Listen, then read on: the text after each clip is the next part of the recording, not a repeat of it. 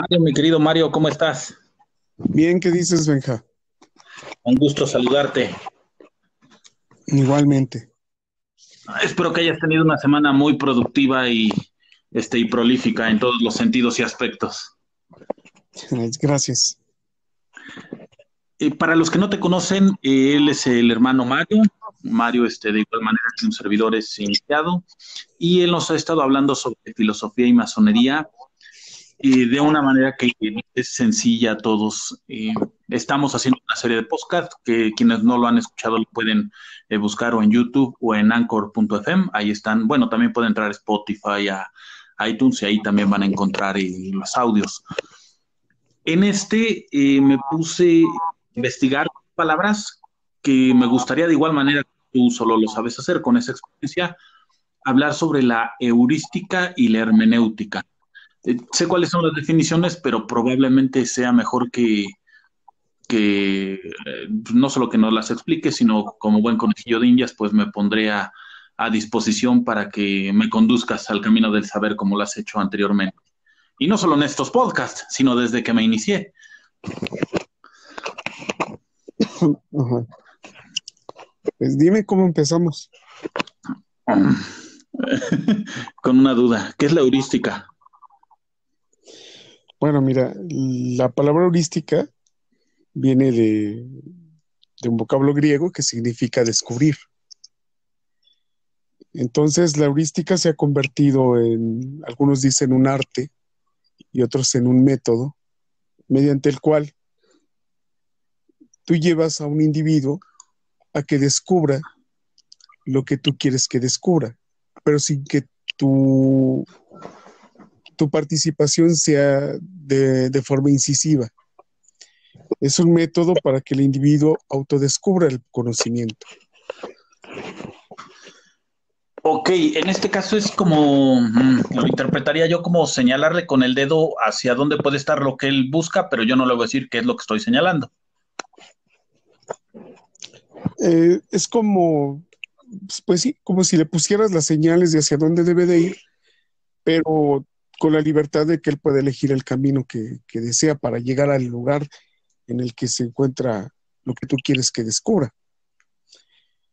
Pero mira, en cuestiones de filosofía y en cuestiones de conocimiento y en cuestiones de formación, todo es subjetivo, porque desde el momento en que hay un individuo que te está señalando hacia dónde vas, el descubrimiento por sí mismo no existe, porque ya hay una indicación de, tú ya tienes una idea de dónde quieres, hacia dónde quieres que llegue el sujeto.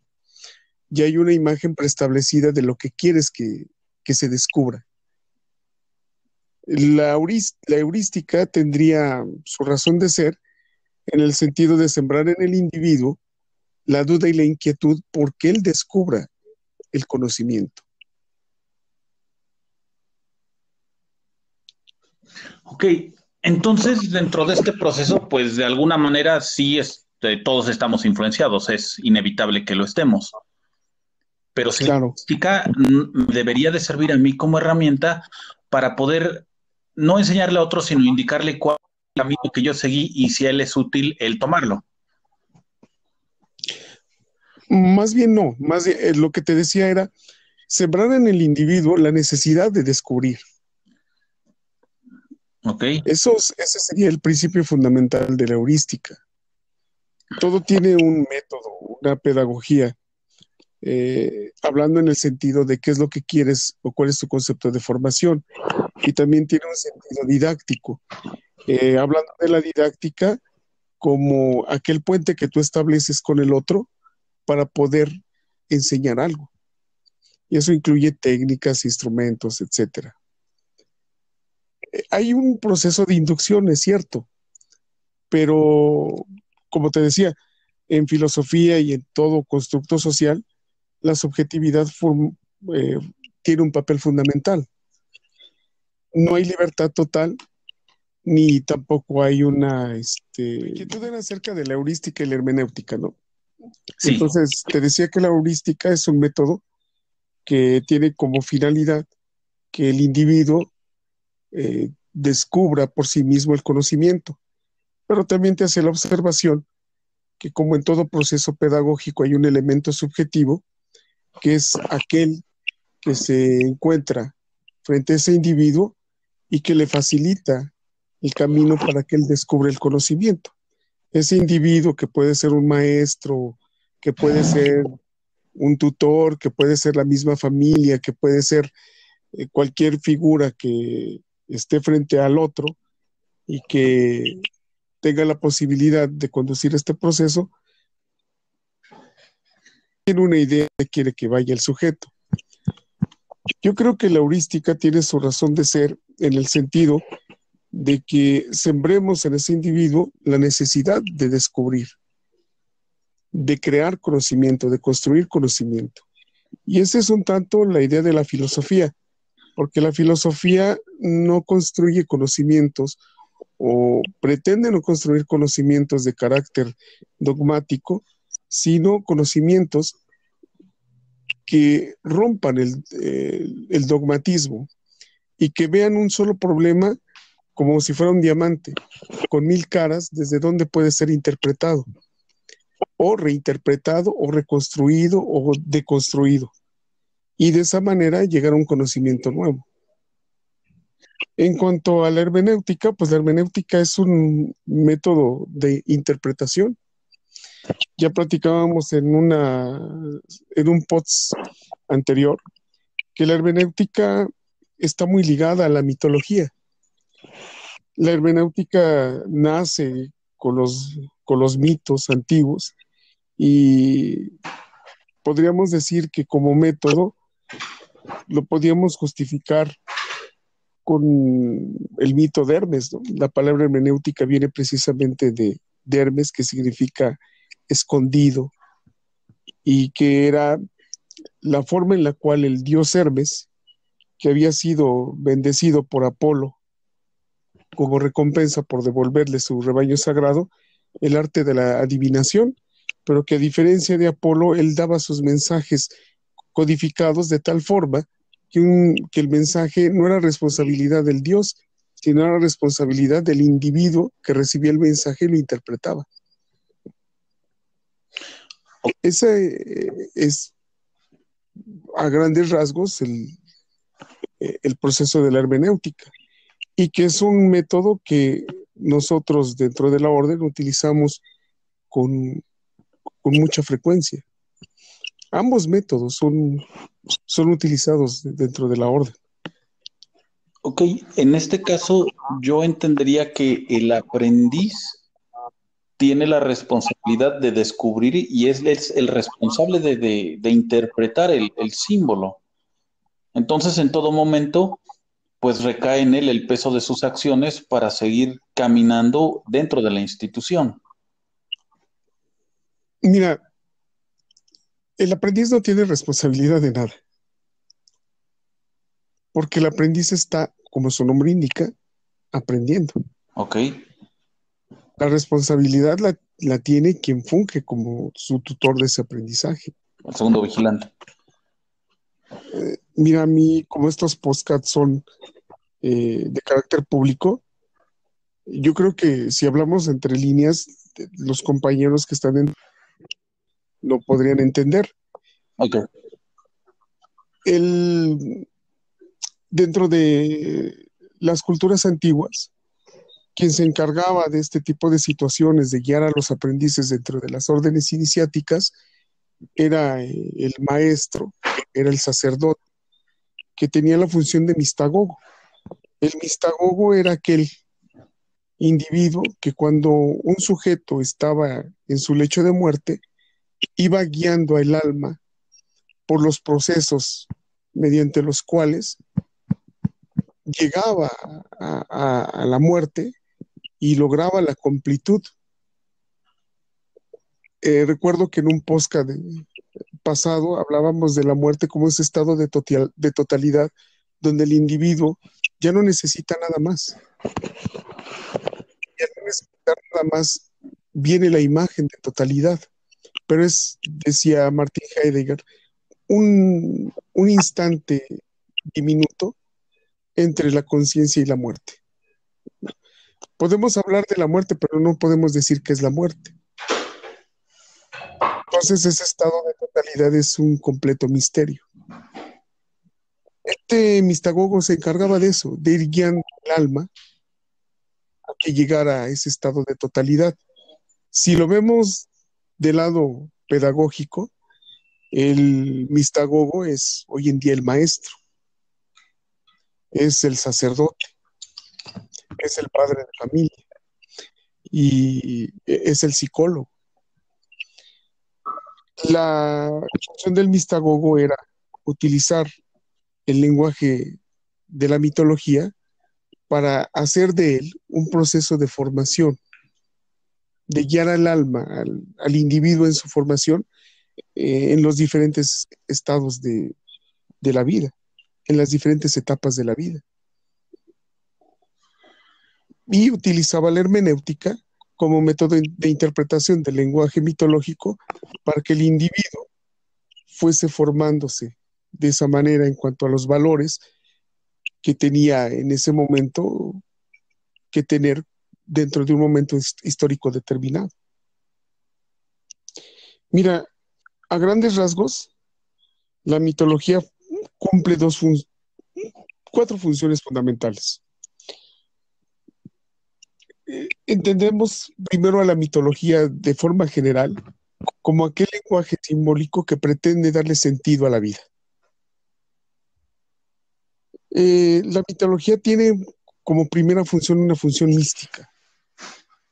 A través de los relatos mitológicos, el lenguaje de la mitología nos dice que más allá de la fenomenología, es decir, de lo que podemos percibir a través de los sentidos, hay una idea de trascendencia.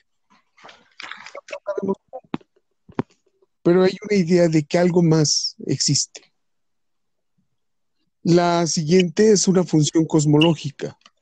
A través del lenguaje mitológico, los individuos hemos interpretado al mundo. Y esta idea de interpretación del mundo va cambiando a través del tiempo y cambia a través de la cultura. La idea que tiene un oriental acerca del mundo y de su interpretación no es la misma que la que tiene un occidental. Claro. Entonces, hay una función cosmológica de esta mitología porque a través de las mitologías de cada cultura es que nosotros tenemos una idea de lo que puede ser el mundo, interpretamos al mundo y nuestras relaciones del mundo, con el mundo y con los demás. Hay una función sociológica también que consiste en, podríamos llamarlo así, justificar un determinado sistema político. A través de la mitología nosotros justificamos que exista un determinado sistema social. Y también la más importante, la que se da entre nuestra orden, es esa función pedagógica, que consiste en tener una idea de formación, es decir, de lo que un individuo puede ser, y guiar a ese individuo por las diferentes etapas de la vida, a través de la problemática de la educación, ¿no? La formación tiene una pregunta que es, ¿educar para qué? Y en el caso de la mitología, es educar para que el individuo se encuentre consigo mismo.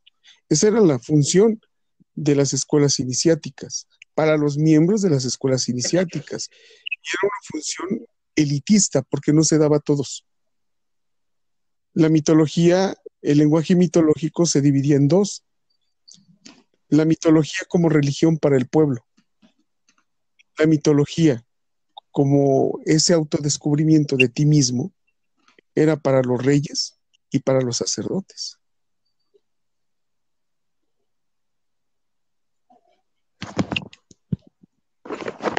¿Te escucho? ¿Ya se cortó? Ah, perdón. Hoy, retomando el tema de los mistagogos, lo que me pongo a pensar es, bueno, ciertamente tenemos muchos maestros, pero hoy tienes algo que bien conocemos como Internet. Y cómo se podría o cómo podría yo valerme de algún mistagogo que me pueda enseñar o cómo puedo aprender a discernir lo que hay en Internet. Por supuesto, a través de la mitología. Si yo me acerco a la mitología, es más fácil que pueda darle un buen entendimiento a lo que estoy haciendo en Internet y no dar por verdad todo. Es que mira, entendemos a la mitología como si fuese un lenguaje del pasado. Y la mitología es un lenguaje que está presente todos los días con nosotros. La mitología es un lenguaje simbólico mediante el cual, ya te decía, nosotros logramos interpretar al mundo y las relaciones que tenemos con el mundo y con los demás. La mitología es un lenguaje constante, es un lenguaje que se encuentra presente en todas las etapas de nuestra vida y en todos los tiempos. Para que una mitología pueda ser funcional en una sociedad, tiene que incorporar las imágenes del momento histórico. Entonces, si tú en este momento tienes un gran desarrollo tecnológico y ello constituye parte del lenguaje mitológico de lo que debe ser, entonces tienes que incorporarlo. O está incorporado por sí mismo. Nosotros actualmente tenemos muchos mitos, ¿no? El mito del éxito, el mito no sé, del hombre rico y poderoso. Tenemos figuras mitológicas como los narcotraficantes, tenemos figuras mitológicas como la madre, como el padre, como el maestro, como el obrero, como el sindicalista, etcétera. Lo que pasa es que como nos hemos desvinculado de ese lenguaje mitológico a través de una educación formal y no hay alguien que vincule ese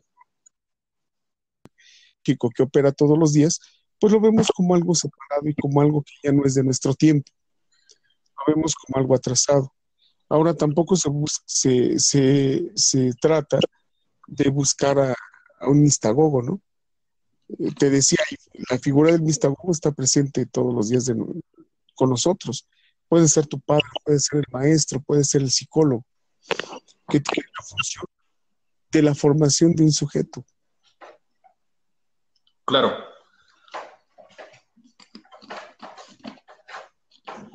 Bueno, Mario. Te escucho. No, pensé que se te había cortado. ¿Cómo entendemos la figura más bien, el mito del padre, de la madre, decías del narcotraficante? ¿Cómo decodifica, cómo lo decodificaría yo? O sea, a lo mejor ahorita digo, pues sí sé qué significa, pero no sé o sea, cómo lo estás diciendo tú que lo comprenda yo. Me declaro ignorante. Mira, no se trata de decodificar imágenes, se trata más bien de saber entender. Vamos por partes. ¿Cuál es el alfabeto del lenguaje simbólico que está contenido dentro de la mitología? Es el símbolo. El abecedario de la mitología y del lenguaje simbólico que está presente en escuelas iniciáticas como la nuestra es el símbolo. Hace muchos años, en el siglo XIX aproximadamente, surgió la figura de un antropólogo, de uno de los primeros antropólogos, un alemán llamado Adolf Bastiano. Y Adolf Bastiano, que era un viajero y que se dedicó a estudiar las diferentes culturas que en ese momento llamaba la atención de los investigadores, se dio cuenta que en los lenguajes mitológicos de estas culturas existía una idea que era compartida por un grupo muy grande de sociedades distintas, pero que en las diferentes sociedades y culturas se hallaba revestida del folclore local. A estas ideas que se repetían en diferentes sociedades y culturas, Bastiano las llamó ideas elementales.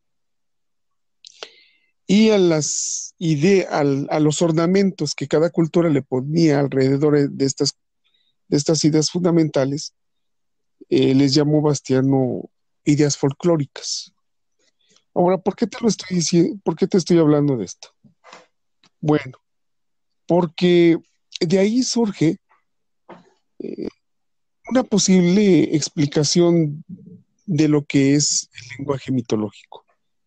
Fíjate, el problema de las diferencias entre las ideas folclóricas de una cultura a otra es tratado o es un problema de los historiadores, es un problema de los antropólogos, las diferencias culturales entre los pueblos.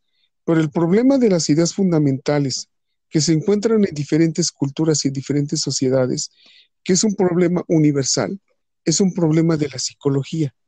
La pregunta es, ¿por qué se dan en todas las culturas y en todos los tiempos? ¿Por qué se repiten?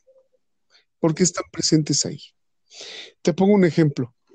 Un ejemplo de idea fundamental es la idea de la diosa virgen. Esta idea fundamental se encuentra en todas las culturas, ¿no? La podemos encontrar entre los judíos, ¿no?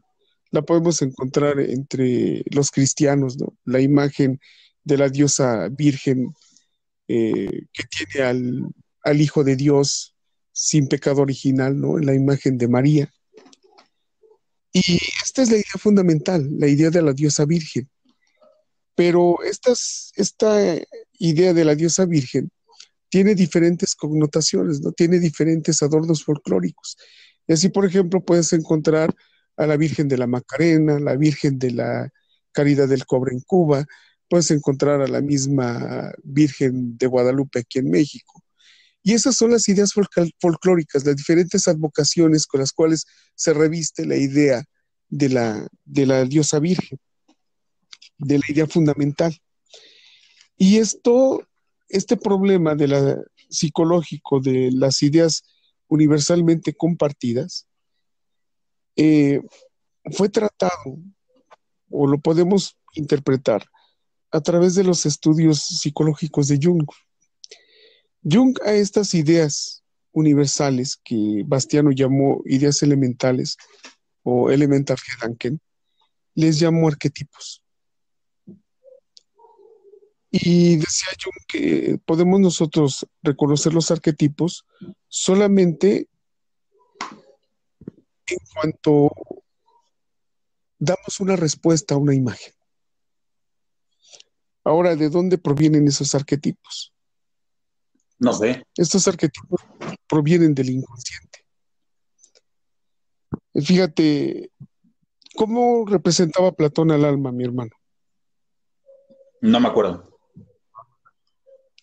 Platón decía que el alma era como un círculo, como una esfera, ¿no?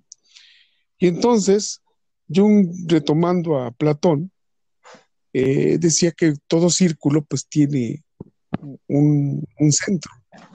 El alma es la psique y el centro de esa psique es el self, que traducido al español tendría una connotación como sí mismo, ¿no?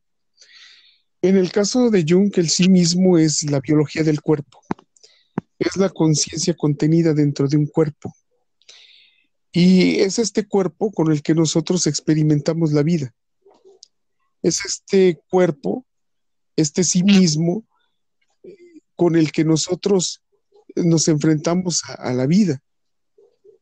Y es a través de él que vamos condicionando nuestra experiencia de estar vivos, ¿no? No, a mí, por ejemplo, no me serviría de nada querer tener tu altura, querer ser rubio, querer ser de ojos azules, porque mi experiencia de la vida está condicionada por mi naturaleza física, por mi sí mismo. O sea, déjame entender lo que estás diciendo. Voy a poner un ejemplo de lo que acabo de comprender con lo que acabas de decir, que creo que fue mi momento eureka. Es como si una niña ahorita de 20 años decide pintarse de güera y ponerse polvos blancos para sentirse blanca, no importando que cambie el exterior, pues lo interior no puede cambiar. Claro, porque es una modificación, es un revestimiento superficial de la biología de su cuerpo. Independientemente de la apariencia, la constitución de su biología es la que va a condicionar su experiencia en la vida. Ok, eso de lo que estás hablando es algo que más allá de que queramos a cambiar físicamente, si no lo hacemos desde el interior, por más que nos pongamos elementos superficiales, pues vamos a seguir repitiendo los patrones de conducta. No, no, el sí mismo como conciencia contenida es la experiencia sensorial de tu cuerpo eh, con esto que llamamos vida. No tiene nada que ver con mis añoranzas de ser o no ser. Ok. Independientemente de lo que yo quiera hacer, la experiencia de la vida está contenida, está condicionada por este envase físico que llamamos cuerpo. Ok. Y cada uno de estos cuerpos tiene sus limitantes, eh, ¿cómo lo llamaríamos? ¿Genéticas o de conciencia o de cuerpo? De naturaleza. Es la conciencia natural de ti mismo condicionada por tu cuerpo. Ok. Aquí no hay ningún constructo social. Eres tú como naturaleza y tu relación con los demás y con esta experiencia que llamamos vida. Ok. Arriba de ese centro, de este círculo, Jung decía que se encuentra el ego, que significa yo, ¿no? El yo sí es una construcción cultural hecha por la conciencia. El yo no es natural del cuerpo, es contrario al cuerpo. El yo es una construcción socialmente, culturalmente y condicionada. No tiene nada que ver con tu experiencia de vida condicionada por tu naturaleza, sino es algo que te enseñan y tú vas aprendiendo. Y de esa manera vas construyendo una idea de lo que eres a través de la sociedad y de la cultura. Y por otra parte, tenemos ese lado oscuro que se encuentra debajo del sí mismo, y que en la teoría psicológica de Freud llamamos inconsciente, y que está formado por todas aquellas experiencias eh, que reprimimos, ¿no? Y que dejamos ahí olvidadas, pero que sin embargo son el recuerdo más presente, porque para olvidar necesitas recordar que tienes que olvidar, y que en algún momento determinado van a volver a aparecer en tu memoria, de forma inconsciente o no inconsciente. Y es ahí donde dice Jung que se encuentran estas imágenes que él llama arquetipo, y que no importa la cultura, ni importa el momento histórico, aparecen en todos los individuos, están presentes ahí. Por eso son un problema universal, y por eso no son un problema histórico ni antropológico, sino son un problema psicológico, porque se construyen en la inconsciencia de los sujetos y que sin embargo están presentes no importando la cultura ni el tiempo. Pregunta. Ajá. Entonces lo que estoy entendiendo, o al menos, es que eso que ya tenemos en el inconsciente es algo que en algún momento ya vivimos. O sea que estaríamos diciendo que esa virgen de la que hablamos, sin importar desde qué cultura nos estemos parando, ya la experimentamos y por eso sabemos que existe. Claro, claro, fíjate, ahí entonces nosotros tenemos ahí dos sistemas, uno el sistema de la conciencia y otro el sistema del inconsciente. Al sistema de la conciencia, que está formada de forma artificial, Jung lo llama el sistema persona, la máscara, ¿no? En latín la palabra persona significa máscara. Y esa máscara es un constructo social. La máscara vendrían a ser las ideas folclóricas de lo que tú debes ser, lo que la sociedad dicta que debes ser. La máscara es el sistema de los deberes, del rol que cada cultura y cada sociedad determina que debes tener como hombre o como mujer. Ok. ¿No? Entonces, nosotros, desde que nacemos, estamos condicionados socialmente para cumplir un rol. Te visten de azul si eres hombre, te visten de rosa si eres mujer. Y por si tus papás tienen duda, pues te visten de amarillo, ¿no? O hoy en día te pondrían un arco iris. Ok. Eh, desde ese momento, desde el momento del nacimiento, ya estás condicionado culturalmente a cumplir un rol. Y ese rol tiene una serie de deberes que van a decir socialmente quién eres y quién debes ser. Esa es la máscara. El problema de la máscara es cuando el individuo se identifica plenamente con la máscara. Entonces, el individuo al identificarse con la máscara deja de ser él mismo, renuncia a ser él mismo porque no sabe otra cosa y vive a través de la máscara. Entonces tienes un abogado que llega a su casa y entonces sus hijos tienen la fortuna de hablar con el abogado, la esposa tiene la fortuna de haberse casado con el abogado y de acostarse con el abogado, porque el abogado nunca deja de ser abogado, es su máscara, es el yo. Él se define por el rol que la sociedad le ha impuesto. Eso pasa muy comúnmente en Oriente, mi hermano, donde el sistema de deberes, por ejemplo, en India se llama sati, lo que debo hacer o lo que debo ser.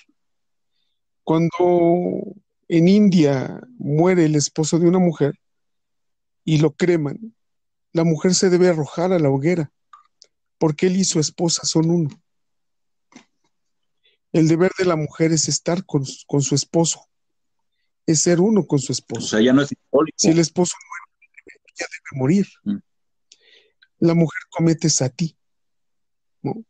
Se une a su esposo, cumple con su deber. En nuestro sistema occidental, pues a nosotros se nos da cierto margen de,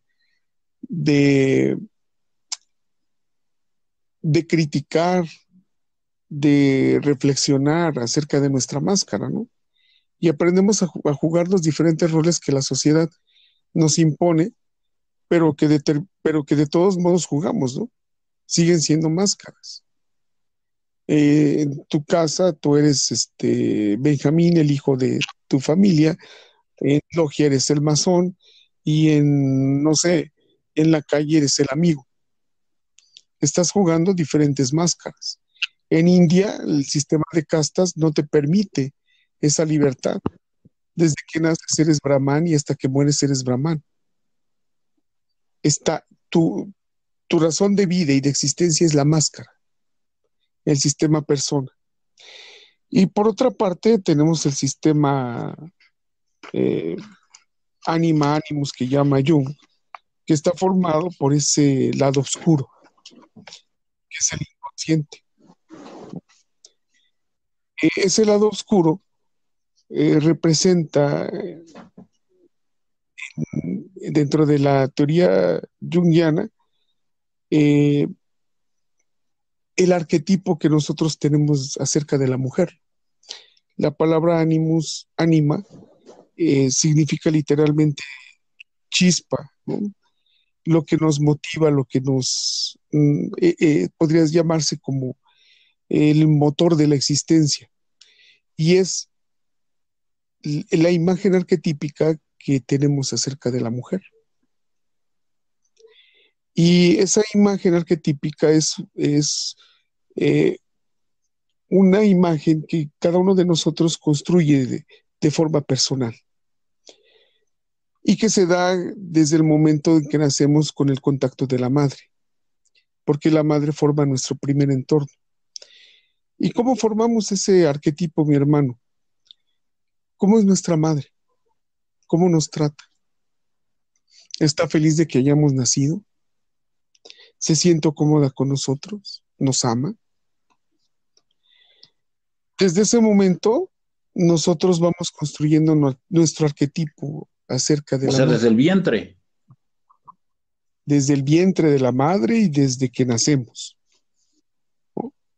La imagen del arquetipo de madre es un arquetipo personal y aparte tenemos un arquetipo universal, ¿no? Lo que la sociedad ha construido o ha constituido de lo que debe ser una mujer. Pero eso está contrastado con tu experiencia personal de lo que es una madre. Ok. con tu arquetipo personal. Entonces yo defino a las mujeres con base en lo que aprendí y sentí de mi madre. Así es. Y con lo que tú esperas folclóricamente de lo que debe ser una mujer. Y entonces, fíjate, siguiendo un poco la teoría junguiana y un poco la freudiana, cuando ves a una mujer, ¿no? Y dices, wow, ¿no? Me mueve el tapete, como lo decimos coloquialmente. Que lo que estamos haciendo es proyectando en esa mujer la imagen de nuestra madre, ¿no? El arquetipo personal que teníamos nuestra madre. No nos damos cuenta que esa mujer nos llama la atención porque tiene el mismo lunar posiblemente que mi madre tenía en la mejilla o tenía al lado de un labio. Y entonces me caso con esa mujer, porque esa mujer me provoca una reacción. He proyectado la imagen de mujer que tengo a partir de mi contacto con mi madre, con ella. Y entonces descubro, después de un tiempo, que lo que yo creí que era esa mujer no es. Y entonces tengo dos opciones. Me voy o retrocedo mi película y vuelvo a proyectar, hago una reproyección de mi imagen de mujer, ¿no? O viene un, un estado de misericordia conmigo mismo y digo, bueno, esto es lo que hay. Y entonces concilio con mi mala proyección y ya no tomo a esa mujer como la proyección de mi madre y me enamoro de la mujer, no de la proyección que yo hice en ella. Pregunta, antes de que se...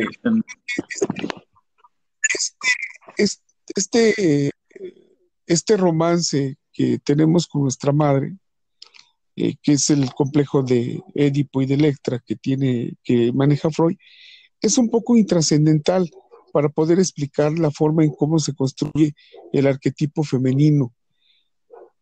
Porque, por ejemplo, en civilizaciones como la Polinesia, donde no hay un concepto de familia cerrada, sino es un concepto tribal de familia, donde los niños son hijos de todos, la familia está abierta a todo tipo de proyecciones de la mujer. Entonces, eh, lo que aquí importa es que nuestro arquetipo femenino de lo que es la mujer se construye a través de una experiencia personal acerca de lo femenino. Pregunta. Lo siento, es que ya me dejaste con demasiadas dudas. El constructo de mi mamá o de la madre, entonces va a influenciar en mi pareja, pero solo yo puedo decidir en qué momento paro ese constructo y digo, no, es que ella es otra mujer y tengo que reconocer que no estoy buscando a mi madre o cómo. Es que es un proceso dentro de la proyección donde tú estás enamorado de lo que tú crees que es una mujer a partir de tu experiencia personal con la imagen materna.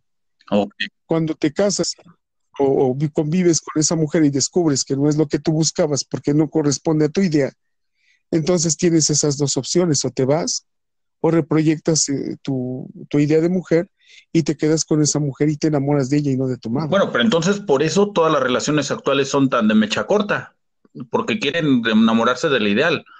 Lo que pienso uno debe de hacer, pues es reconocer que la otra persona no es lo que tú te imaginas.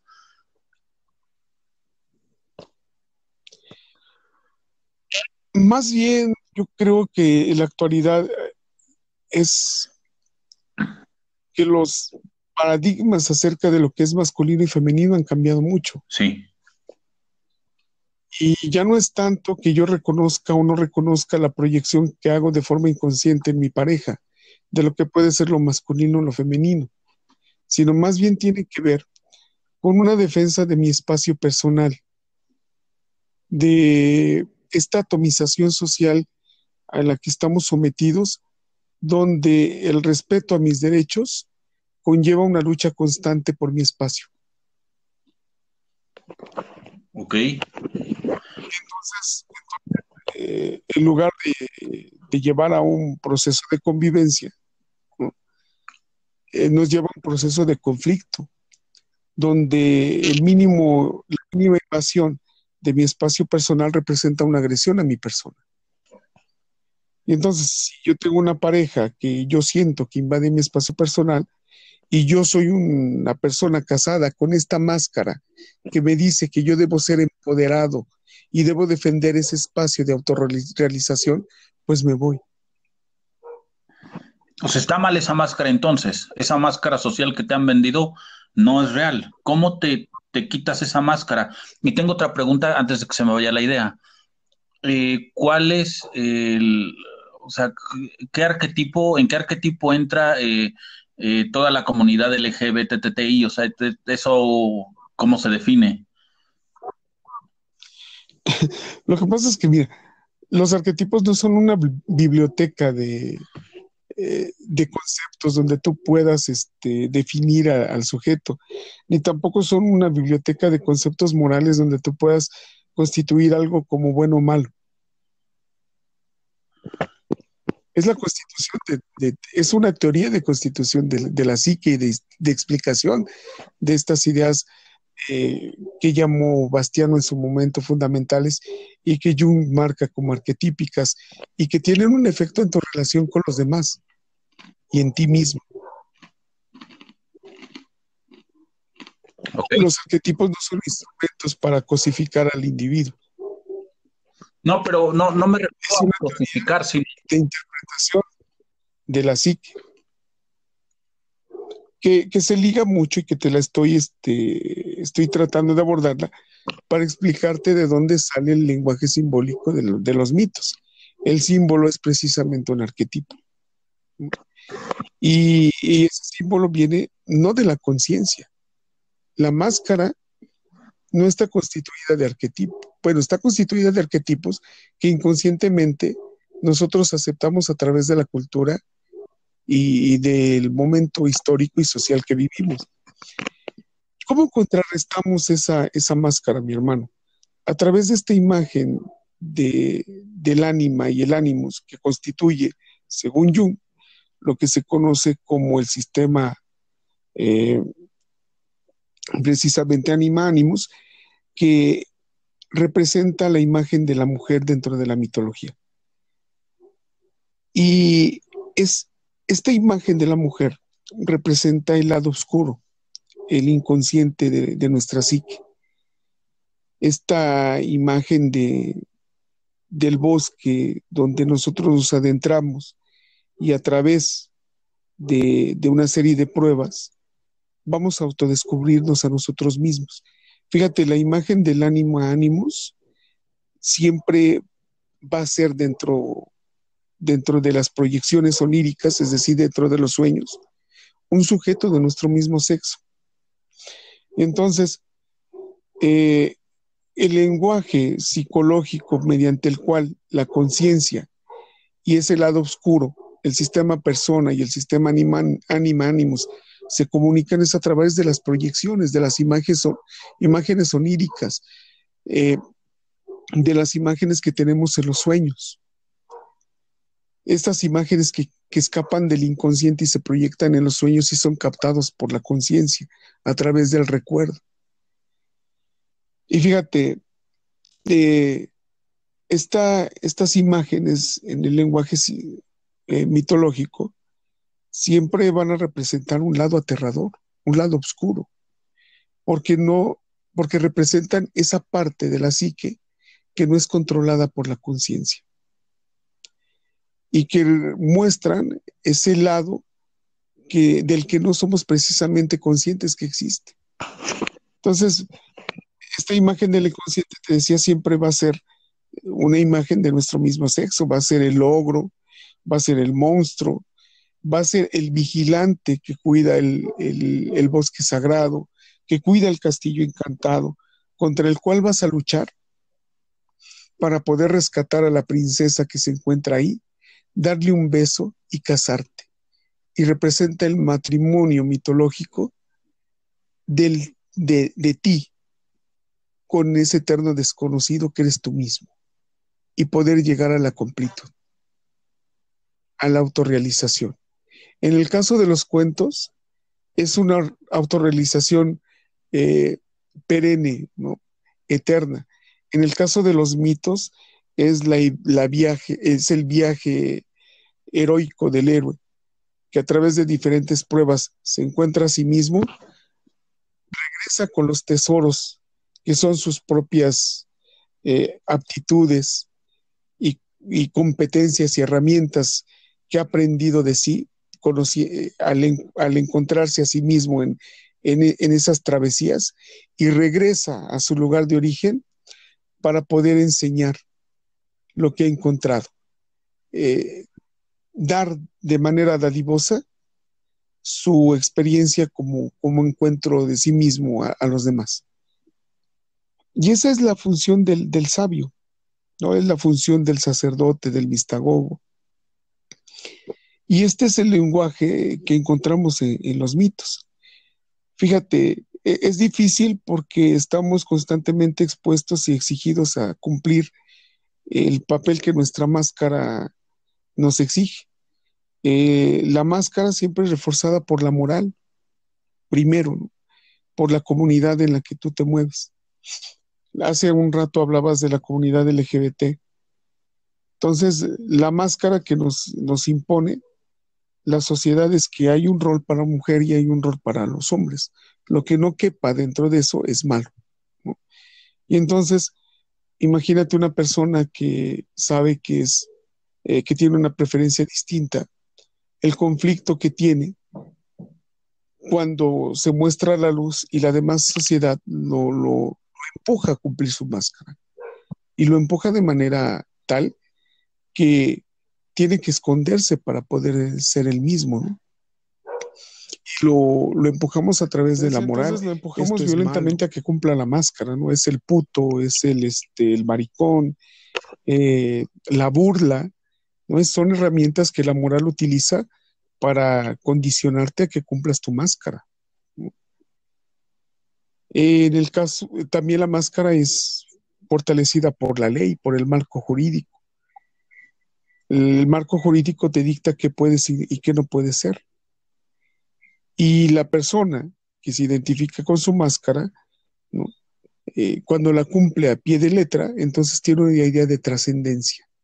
Cumplí con mi papel como padre, cumplí con mi papel como madre, cumplí con mi papel como sacerdote.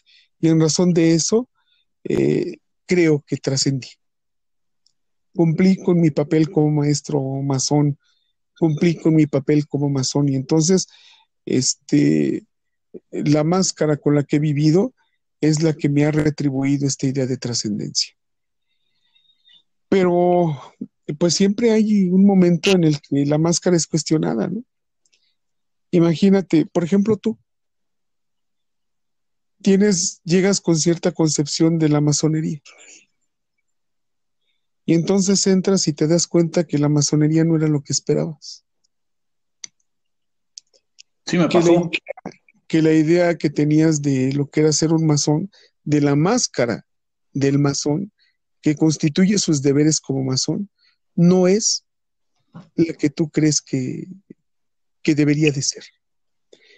Y entonces tus arquetipos funcionan, ¿no? Porque tú ya llevas una idea de lo que debe o debió haber sido. Y te cuestionas, y preguntas, y dices, ahí está funcionando tu sistema ánima-ánimos. La idea, estas ideas que provienen de tu lado oscuro que te dicen, esto no está bien. Fíjate, una manifestación del lado oscuro, no sé si a ti te ha pasado, pero de repente conoces a una persona y dices, no sé por qué razón, no me ha hecho nada, neta, pero me cae mal, Sí. ¿no? Tiene que ver con ese arquetipo que te dice, que tú tienes, que se ha formado a través de tu historia personal y que te dice qué es lo que es bueno y qué es malo. Y entonces esa persona, cosas que te han dicho que no es bueno, y funciona tu arquetipo. Y dices, no sé por qué, pero me cae mal. O sea, ni lo conozco, no me he hecho nada, pero me cae mal. Y entonces entras en un conflicto, ¿no? No me he hecho nada, ¿por qué me cae mal? Y es a través del trato en que tú descubres que esa persona no es tan mala o que no había razón del por qué te cayera mal, ¿no? Y entonces esa idea que tú tenías preconcebida a través de la máscara de la persona, pues cambia. Y tu sistema animus, que ha entrado en contradicción con tu conciencia, te ha dado la oportunidad de descubrir detrás del arquetipo que hay otras cosas, que hay otras situaciones detrás de la máscara que hacen valiosa o que confirman lo que tú pensabas. Era lo que me explicabas hace un rato perdón por la interrupción, pero si no se me van las ideas, lo que explicabas de cuando te das cuenta que esa mujer no es lo que tú imaginaste, tienes Así es. o corres o resuelves y te quedas a resolver. Entonces te quedas a Claro. resolver. No era la masonería que me plantearon en los libros toda bonita y no sé cómo decirla, toda llena de pompa y concupiscencia y que no fue, porque fue lo que yo imaginé. Jamás fue eso la masonería. Ajá. Sí, es exactamente lo mismo, ¿no? Por eso, mira, en la mitología, estos dos sistemas operan con lo que los sabios, los mistagogos llamaban el sistema de la mano derecha, que es cumplir con todos tus deberes, con tu máscara social, ¿no? Con ese dragón que en cada una de sus escamas dice debes. Y la otra, que es el sistema de la mano izquierda, que es la búsqueda del sí mismo, es el cuestionamiento de la máscara para formarte a ti mismo. Es es el camino a la autorrealización. El lado derecho representa la máscara, la ley, y es la representación de lo masculino, la fortaleza, que te obliga a hacer y hacer lo que debe ser. Y del otro lado está el sistema animus, que es la cuestionamiento de la máscara, la búsqueda del sí mismo, que es el lado femenino. La búsqueda de sí mismo te puede convertir en un paria dentro de tu sociedad. Puede ser que a la vista de los demás no seas una persona apreciable, pero estás viviendo como tú has querido vivir y no con la máscara de los deberes. Esa es una situación muy importante, porque si dentro de la mitología, del momento histórico que tú estás viviendo, estás feliz con tu máscara, se abre la posibilidad de que al momento en que el inconsciente te cuestione acerca de ti y de tu vida, te cierres y fortalezcas esa máscara o te abres a las múltiples posibilidades de ser fuera de ella. Es un lugar de peligro. Por eso, si tú recopilas algunas leyendas, algunas situaciones mitológicas, el iniciador del héroe siempre es una mujer, ya sea la princesa encantada, la que tienes que ir a sacar de un castillo, Rapunzel, Blancanieves, ¿no? Son las ideas del lado femenino, de la proyección de la mujer dentro de la psique, que te posibilita la idea del encuentro contigo mismo, de tu propia realización. Por eso, dentro de las religiones monoteístas que tienen una fuerte connotación masculina, la mujer siempre es un peligro, porque te desvía de la realización y de la idea de trascendencia a través de la máscara. Entonces tienes la figura de Pandora, la figura de Eva, la figura de Lilith, que son consideradas dentro de las religiones monoteístas diabólicas. Oye, espera, ¿No? Mario. Entonces, causantes de la humanidad. Déjame entender lo que acabas de decirme. Tú lo que me estás diciendo es que por el tipo de religión en la que crecí se me adoctrinó a creer que lo femenino o la mujer debe de estar mal para ser un ser incompleto y ponerme una máscara de manera sistemática y cumplir con un rol social? No es un sistema de adoctrinamiento, brother.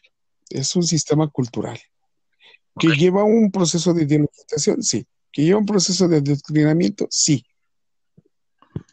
Pero no te imposibilita a que tú puedas cuestionar ese sistema. Claro.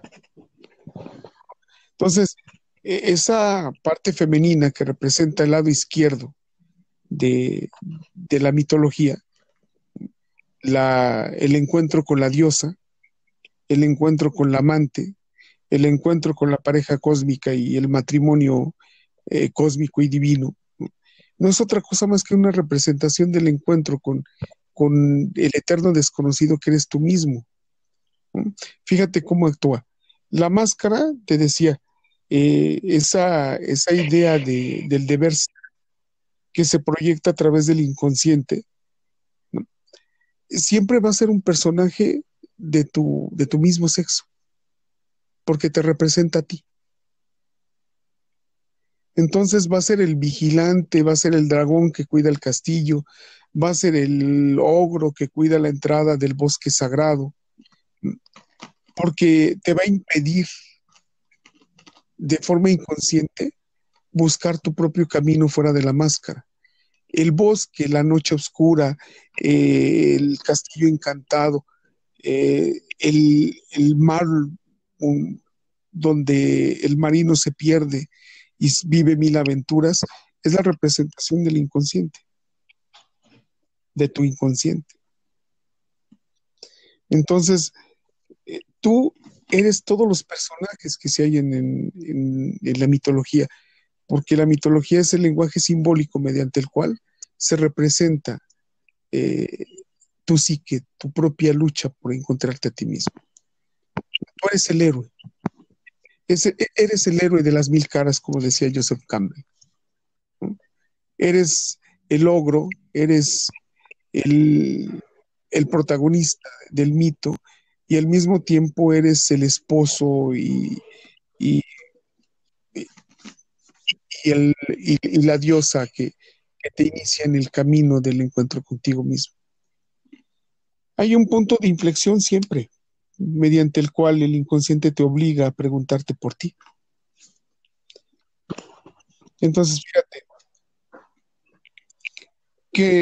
¿qué nos cuenta el mito de Pandora, bro?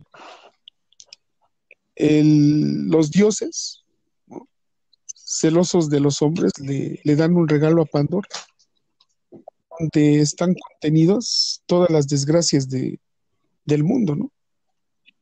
Y entonces se lo dan a la mujer porque la mujer dentro de la mitología es curiosa, ¿no? La mujer cumple el papel de representar esta idea de buscar más allá de lo que conoces.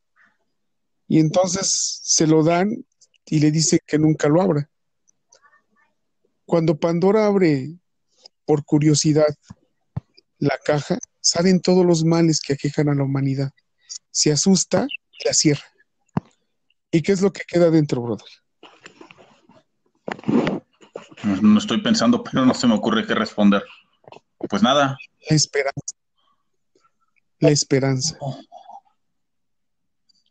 Y entonces la mujer funge como la iniciadora de la humanidad para encontrarse a sí mismo, a sí misma, que se halla y ese sí mismo se halla dentro de esa caja que ella tiene en sus manos, que es la esperanza en sí misma, en la humanidad misma. Fíjate, el mundo está en un estado de felicidad. Los dioses tienen envidia. Le mandan a Pandora esta caja donde guardan todos los males. Se lo dan a ella porque saben que lo va a abrir. La abre, salen todos los males y en ese momento la felicidad se rompe. Hay un momento de inflexión. Hay un momento donde el hombre se cuestiona por sí mismo porque está sufriendo males. Y eso es lo que abre la puerta precisamente a que rompan su máscara, vean más allá de sí mismo, de lo que han sido, y encuentren una respuesta dentro de sí. Y esa respuesta, ellos mismos son la caja de Pandora. Dentro de ellos se encuentra la esperanza. Y eso es un ejemplo muy simple de cómo la mitología funge como un proceso heurístico y un proceso hermenéutico dentro de la formación. Al momento que tú estás relatando el mito, ¿no? Por ejemplo, ahorita el de Pandora, ¿qué es lo que estás haciendo? Estás provocando con una narración que el individuo se cuestione. Y entonces pregunte, ¿qué es lo que significa? ¿Qué es lo que le quieres decir? ¿Qué es lo que se hallan en esas palabras? Hay un estímulo a querer conocer. Y en ese momento en que el individuo quiere conocer, lo que tú estás provocando es un proceso heurístico, es un proceso de querer descubrir. Estás atisbando a la Pandora que cada uno de nosotros lleva dentro. Esa curiosidad malsana de pensar más allá de lo conocido. Y digo malsana porque te pone en un momento de crisis. Claro. En un proceso, en un momento existencial de cuestionamiento del sí mismo. El dios Apolo representa la felicidad, a la belleza, al arte. Es engañoso porque la vida no es así. Y entonces llega Pandora, abre su caja y destruye ese estado de felicidad, ¿no? Todo es el arte como artificio de crear lo bello, se destruye y tras lo bello hay cosas que tú no sabías que existían. Y te horroriza, ¿no? Claro. Y entonces te obligan a pensar en ti mismo, en qué es la felicidad, en qué es qué es lo que tú quieres en la vida. Entonces, Pandora es la imagen de la mujer, la proyección, el arquetipo de esa madre, que es la madre además de tu iniciación. Dentro de nuestra escuela, esa madre es representada por la muerte. Cuando te inicias, lo primero que haces es un encuentro con la muerte. Desde que llegas, todo lo que vives como iniciado es un encuentro con la muerte. ¿Cuál es el objetivo? Romper tu máscara para que, como en la narración del loco de Gibran Hai, por primera vez el sol toque tu piel y sepas que más allá de la máscara hay otra cosa. Claro. Desquebrajar todas tus certezas.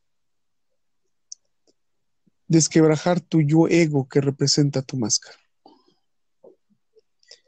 Y entonces aparece la figura femenina, ¿no? La muerte.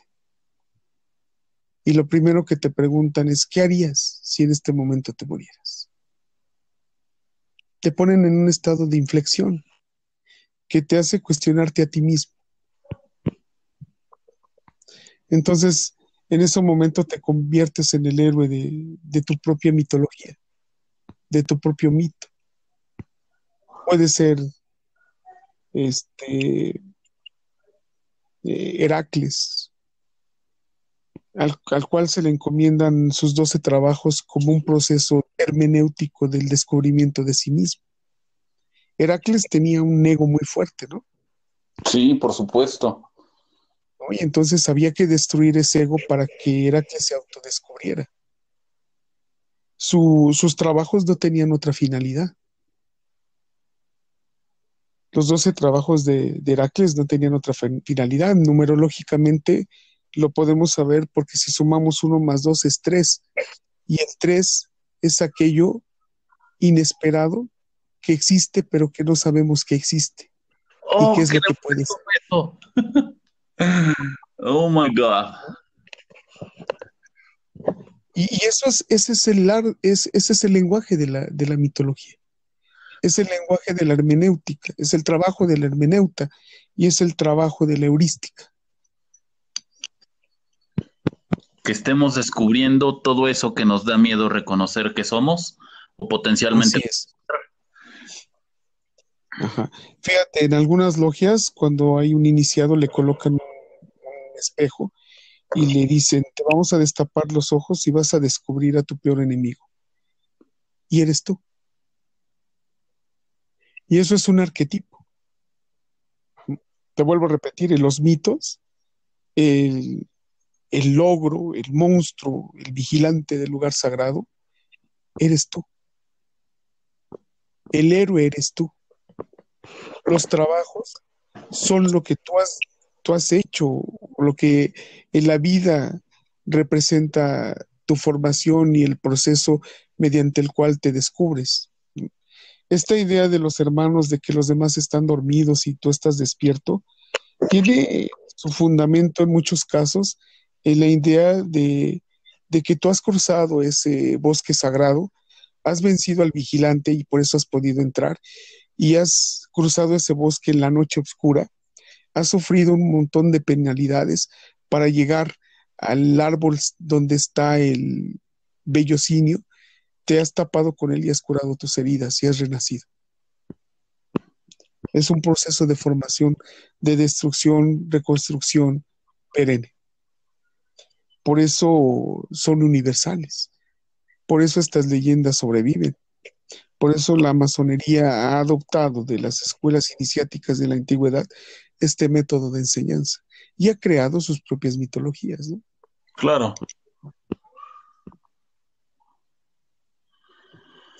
Pues, ¿qué te puedo decir, mi querido hermano Mario? Que eh, estoy en un viaje. No tengo que aportar porque no hay nada que aportar.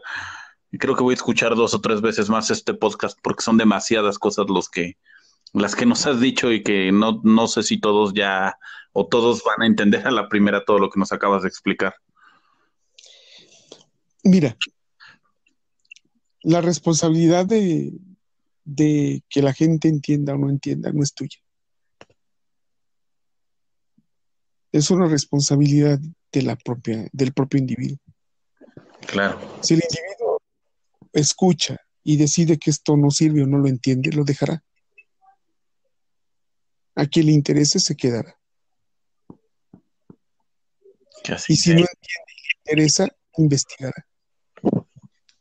Y ahí estás cumpliendo tu papel de heurísticamente provocar que el individuo se convierta en un investigador y en un constructor de su propio conocimiento.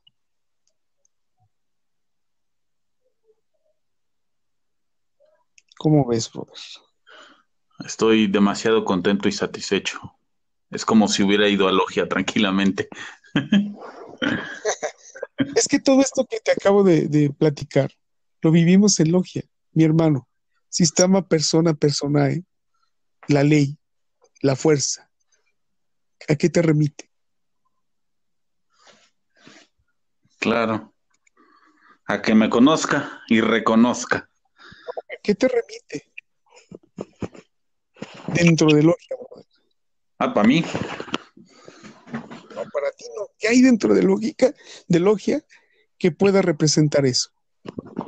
Pues absolutamente todo, con cada uno de los La ley, símbolos. la fuerza, Ah, por supuesto. ¿no? Y Sí. del otro lado tenemos esa necesidad imperiosa de buscar esa imagen de lo femenino, la delicadeza, la figura de la madre, ¿no? ¿A qué te recuerda? Mm. Sí, Y sí, ahí tenemos a dos hermanos en dos estados distintos, que a través de la unión de estos dos contrarios, de este matrimonio mitológico que se relata en las historias de los héroes, van a poder despertar su propia luz, que es la representación de conocerse a sí mismo.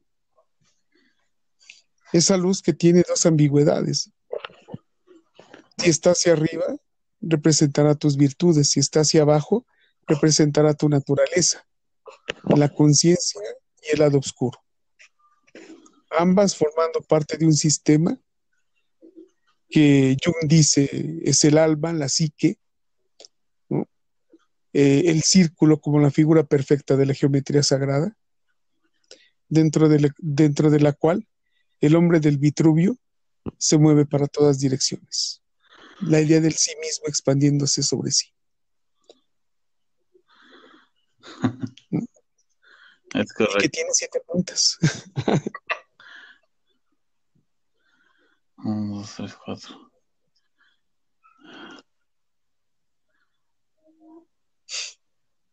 ¿No? Estoy, Y que estoy te muy, hace, muy, muy reflexivo sobre todo lo que se ha platicado hoy. ¿no? Me gustaría que platiquemos sobre los trabajos de Hércules, pero creo que por hoy ya tuvieron su hora de esta semana, bueno, de la semana que viene. Fíjate que yo hice mi trabajo de mi tesina para maestro de los trabajos de Hércules. Si la encuentro, yo creo que para la próxima, en lugar de dar tantas explicaciones, te la comparto, la leemos. Ah, estaría increíble, por supuesto. Alguien la debe de tener. Te garantizo que alguien la guardó, si no es que todos los que la tuvieron. Pues mira, en el momento, y en el momento, y esto tiene que ver con la máscara, ¿no? Con la idea de lo que debe ser un masón.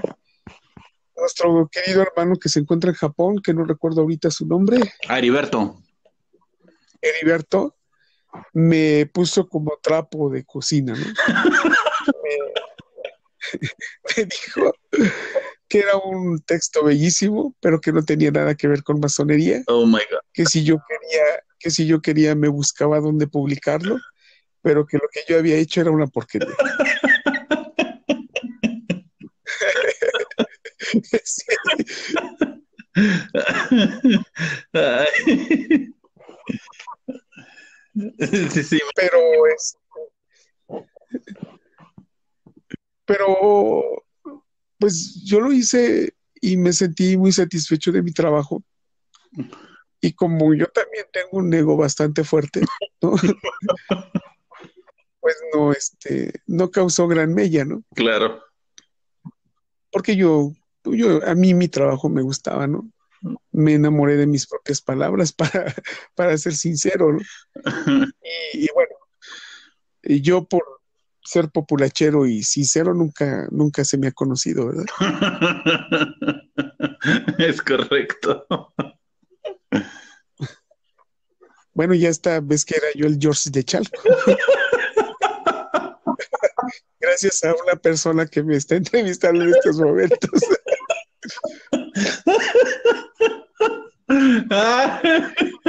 No, es que a mí la verdad me encantó ese look que llevabas. Está súper padre. Así como, ah, caray, Es viendo George, con todas las etiquetas que nos exigen acá, pero me gusta. sí, ¿no? Yo creo que ahorita estás haciendo un trabajo que a mí me parece importante. Me gusta y por eso estoy participando contigo, mi hermano. Gracias. Yo creo que contribuimos a esto de una forma, pues, con las herramientas que tenemos, que es lo que yo te platicaba, ¿no? El papel del intelectual y el papel del masón no es decir para dónde tienes que ir, sino picarle a ese lado inconsciente del sujeto para que él tenga la necesidad de descubrir, Sí, ¿no? estoy Precisamente hablando de la heurística. El ser como los reporteros, ¿no? exacto. Se imagina al procurador de la República que había armado su caso de los 43, ¿no? Y hasta sabía dónde los habían cremado y de repente llega un reportero y dice, nah, aquí no quemaron ni madres, ¿no? Y entonces ya estaba hecho.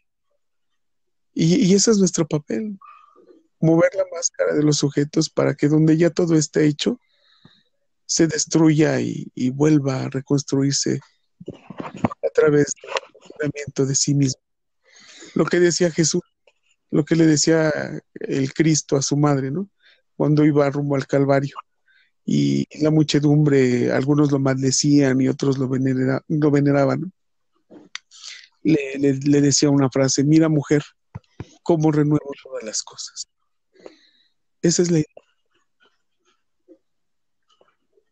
Bueno, bueno, Ajá, sí, te escucho, bro. es que pensé que se te había cortado.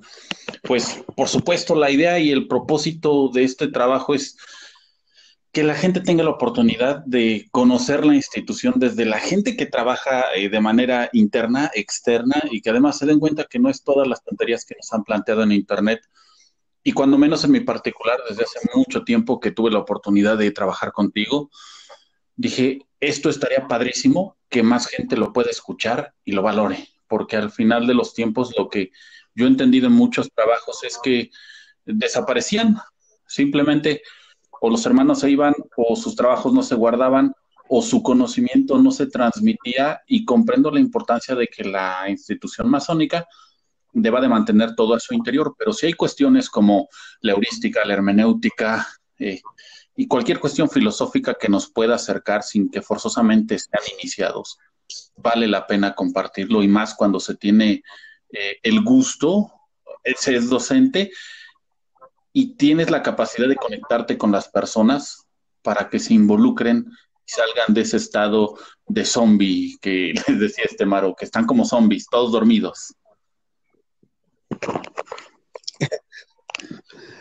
Pues es que lo que te decía hace unos días, ¿no? ¿Quién te dice que estás despierto y quién te dice que estás dormido? O sea, ¿quién cualifica esa condición? Ah, claro, nadie la puede cualificar más que uno mismo, pero cuando menos, acorde a lo que me acabas de explicar, es, pues yo tengo que abrir mi caja de Pandora y saber qué realmente hay, porque si vivo escondido detrás de mi máscara de abogado, porque ya tengo la comodidad de la familia, el dinero, la posición y lo que aparentemente soy, pues tengo que preguntarme qué no soy.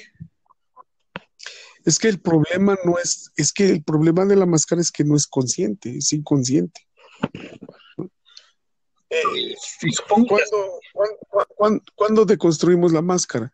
Cuando tenemos un momento de crisis. sí, que lo explicabas, cuando fallece alguien cercano a nosotros o acabamos en el hospital por alguna barbaridad o tenemos una separación o nos pasa. ¿Por qué crees que los artistas son tan infelices a la vista de los demás?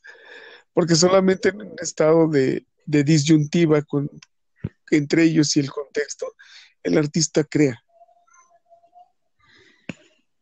Ok, Por eso los artistas son unos eternos existenciales, ¿no?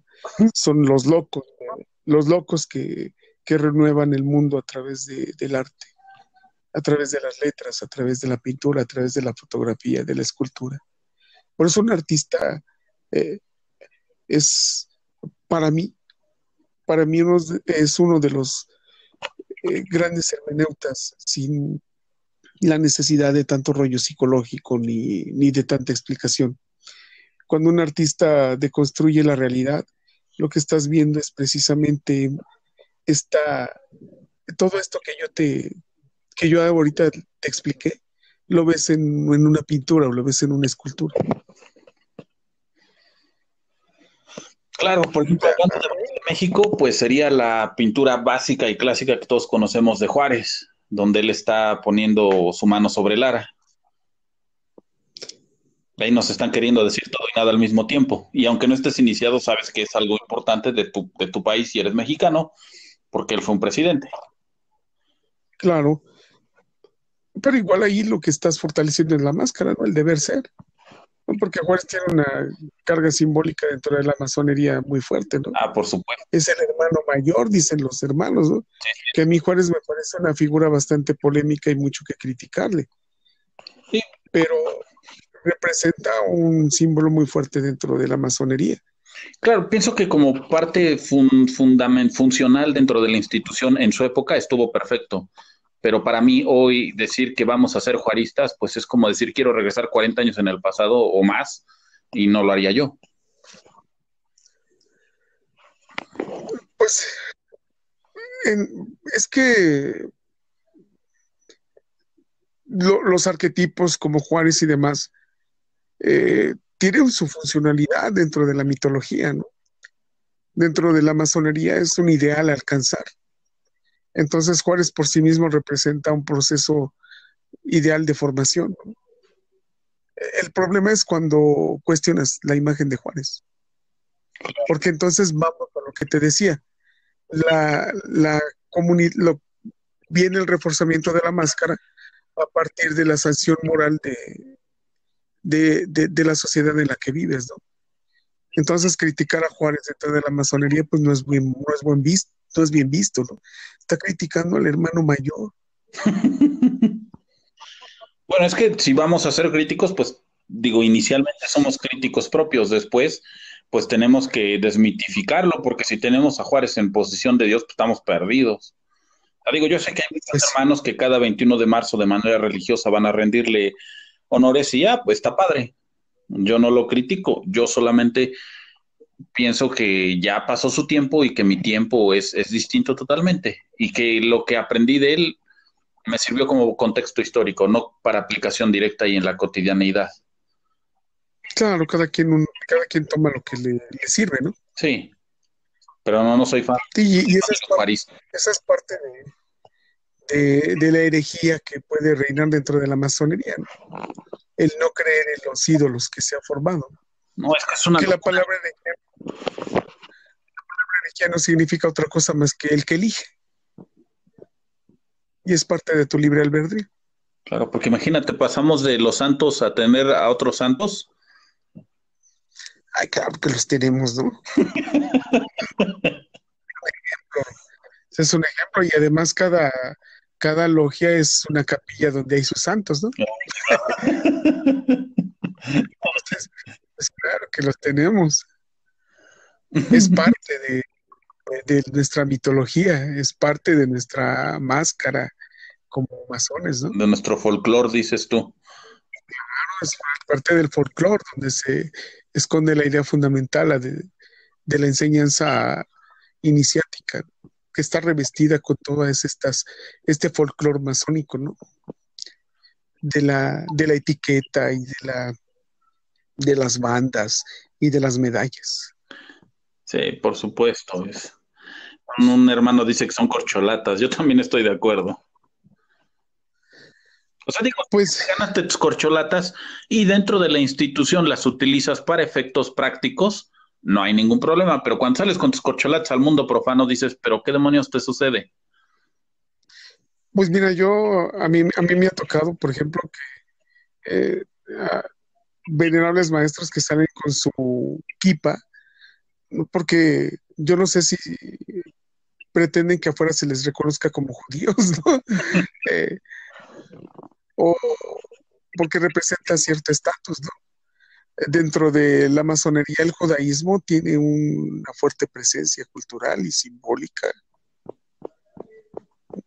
Entonces, que la kipa, que representa un cierto grado de identidad con esa cultura, que dentro de la masonería me da cierto estatus y salga con ella, pues sí que me identifiquen con ella, pues representa cierto eh, estatus quo psicológico, ¿no? Ok, pasaste de las máscaras sociales a las máscaras masónicas. Siguen siendo máscaras, sigue siendo parte del sistema persona. O sea, es imposible que desaparezcamos el sistema persona.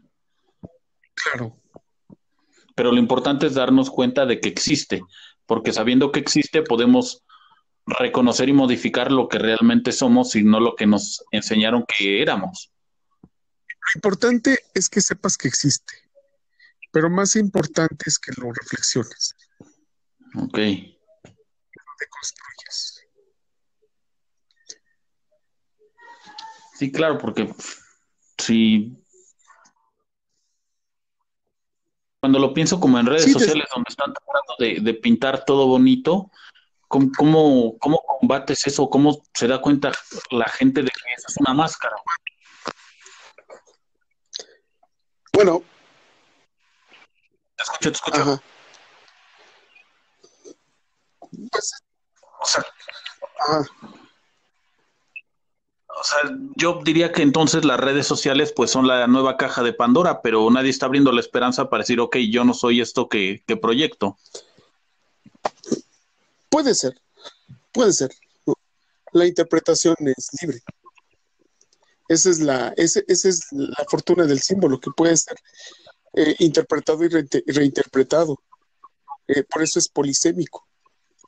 Entonces, si tomas como las redes sociales como un símbolo de la mitología actual y lo interpretas, está bien. No hay cosas buenas ni hay cosas malas, mi hermano. Lo bueno y lo malo forman parte de la moral, y la moral conlleva la máscara social del deber ser. Oh my God, estoy adoctrinado. No sé, la intención de la masonería es que el individuo se constituya éticamente, ¿no? Y éticamente significa que construya sus propios valores. Claro. Así es. Pues mi querido hermano Mario, yo solo te puedo agradecer por todo esto que nos compartes y nos vemos para la próxima semana y un siguiente capítulo. Está bien, hermano. Salvo que tú quieras agregar algo más, por supuesto que aquí estamos para escucharte. Ay, sí te quería preguntar, oye, ¿crees que para el Dime. día de mañana en la marcha me queden unas zapatillas del 15 o del 10? Yo pienso que sí, mi hermano, porque La pantorrilla se dice bien.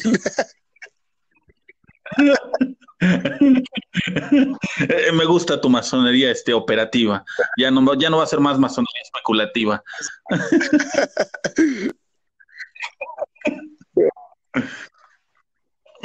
Recibe un fortísimo abrazo y estamos en contacto, carnalito. Hasta luego.